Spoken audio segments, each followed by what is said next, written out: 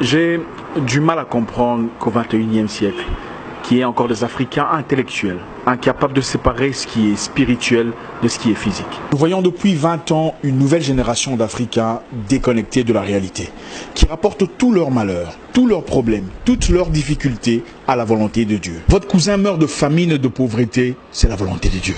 Vous faites 5 ans de chômage, sans argent, sans caleçon, c'est la volonté de Dieu. Votre neveu se noie dans la Méditerranée en quête d'une vie meilleure en Europe, c'est la volonté de Dieu. Mais finalement, c'est quoi la volonté de l'homme? La volonté de Dieu, c'est toujours dans le mal. Non, ce n'est pas la volonté de Dieu.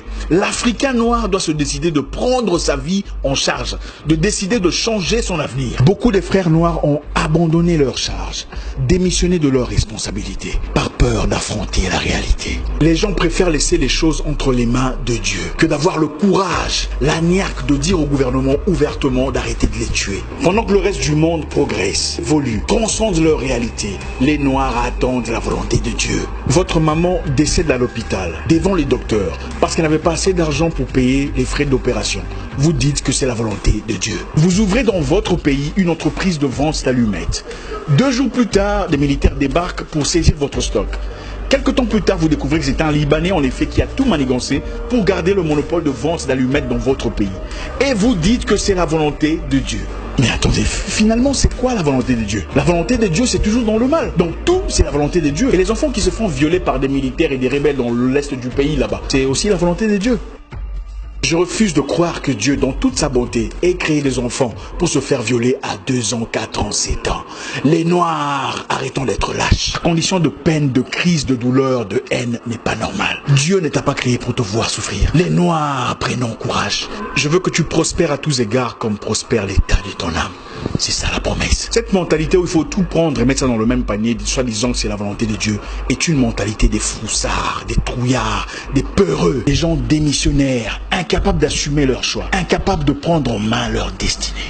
Pendant que la Chine envahit l'Afrique et prend en otage l'économie africaine, les Noirs attendent la volonté de Dieu. Pendant que les autres ont travaillé en communauté pour créer WhatsApp et Facebook, des plateformes qui sont devenues aujourd'hui indispensables à notre vie, nous attendons la volonté de Dieu. Nous sommes encore en bas de l'échelle, en train de fumer une pipe, en train de voir des jaloux, des méchants, des aigris partout, des gens qui n'aiment pas tes photos sur Facebook, des gens qui n'aiment pas ton Instagram, des gens qui sont jaloux parce que tu as voyagé business class. Il est temps de mettre hors business tous ces pasteurs qui vous prêchent la haine entre vous. La haine contre votre famille, vos cousins, vos amis. Vous n'avez plus de gens avec qui coopérer, plus de correspondants. Personne n'est à votre côté parce que vous êtes ostracisés, mis à l'écart. Toujours votre tante est méchante. Vos cousins sont des sorciers. Votre nièce veut votre peau. Finalement, personne ne nous prêche la... Qui sera la monstre de l'Afrique aujourd'hui pour nous prêcher la positivité, le courage, la bravoure? Qui sera celui-là qui se lèvera comme dans le temps pour guider le peuple contre ses ennemis? On viole votre mère, vous laissez ça entre les mains de Dieu. On tabasse ton père, c'est la volonté de Dieu. Finalement, vous servez à quoi? Dieu nous a-t-il créés seulement pour souffrir, nous agenouiller chaque jour et pleurer notre peine? Ah papa, s'il te plaît, il n'y a pas d'argent, il n'y a pas à manger, les enfants sont malades. Non, ce n'est pas intéressant. Depuis 20 ans, vous priez pour les mêmes problèmes, les mêmes difficultés, les mêmes manques d'argent, les mêmes difficultés de santé, les mêmes problèmes socio-économiques. Ce n'est pas intéressant. Vous passez des nuits et des nuits à lier des mêmes démons, les mêmes sorciers, les mêmes charlatans, les mêmes esprits de vagabondage, les mêmes esprits de Nabucodonosor. L'Africain doit se battre. Il doit apprendre à se battre et prendre charge de son destin. Dieu descend-il du ciel pour laver vos aisselles? Dieu descend-il du ciel pour brosser vos dents les matins?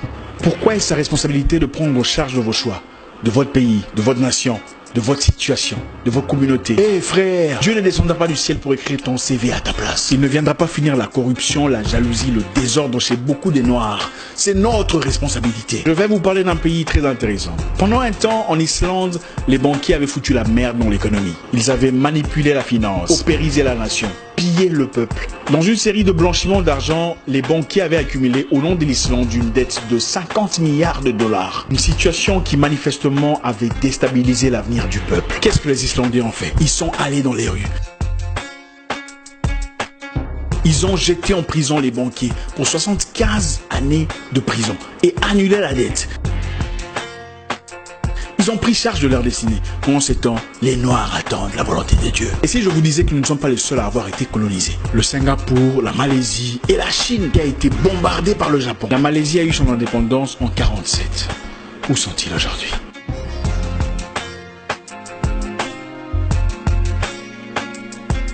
Non, l'argent que vous cherchez ne viendra pas seulement de la prière. Sinon, vos pasteurs ne vous demanderaient pas de cotisation pour construire leurs églises. Ça aurait été facile, n'est-ce pas? Ils entreraient seulement dans la chambre et faire une prière et dire « Dieu, j'ai besoin d'argent » et directement l'argent apparaît. Ça aurait été génial, n'est-ce pas? Les païens, les perdus, les idolâtres créent le téléphone avec lequel vous me voyez aujourd'hui, avec lequel vous faites des transferts PayPal à votre église en cotisation. Mais vous attendez la volonté de Dieu. La Chine est actuellement en train de faire des recettes massives. Elle produit 95% des sièges en plastique que vous voyez dans des églises. Les chaises où c'est écrit Jésus-Christ derrière. Il y a Jésus-Christ en Chine. Les Chinois ne sont pas chrétiens, mais la vente est destinée aux Noirs. Parce que les Noirs sont incapables de produire. Pendant ce temps, sur le même siège en plastique venant de la Chine, avec le nom de Jésus labellé derrière, certains pasteurs se dénoncent mutuellement qui est sorcier, qui a commencé le ministère avant l'autre, Africains endormis, perdus, désorientés. Arrêtez! Dieu ne descendra pas du ciel pour vous envoyer un mari parfait, emballé comme un cadeau de Noël. Il vous a déjà donné l'intelligence, la sagesse, de savoir choisir, de savoir percevoir, de voir entre les lignes. Vous sortez avec 17 personnes différentes et aucune de ces relations ne marche. Et puis vous dites que c'est Dieu qui n'a pas voulu. C'est faux, c'est vous qui êtes légère. Dieu a aussi interdit les flirts, les activités sexuelles avant le mariage. Ça n'était pas la volonté de Dieu. Arrêtons de vivre dans l'hypocrisie. Prenons charge de nos vies. Prenons charge de notre avenir. Finalement, personne ne nous prêche la... Qui sera la monstre de l'Afrique aujourd'hui pour nous prêcher la positivité, le courage, la bravoure? Qui sera celui-là qui se lèvera? Vous passez des nuits et des nuits à lier les mêmes démons, les mêmes sorciers, les mêmes charlatans, les mêmes esprits de vagabondage, les mêmes esprits de Nabucodonosor. L'Afrique doit se battre. Priez pour le salut de votre âme, mais soyons assez braves pour faire face à la réalité.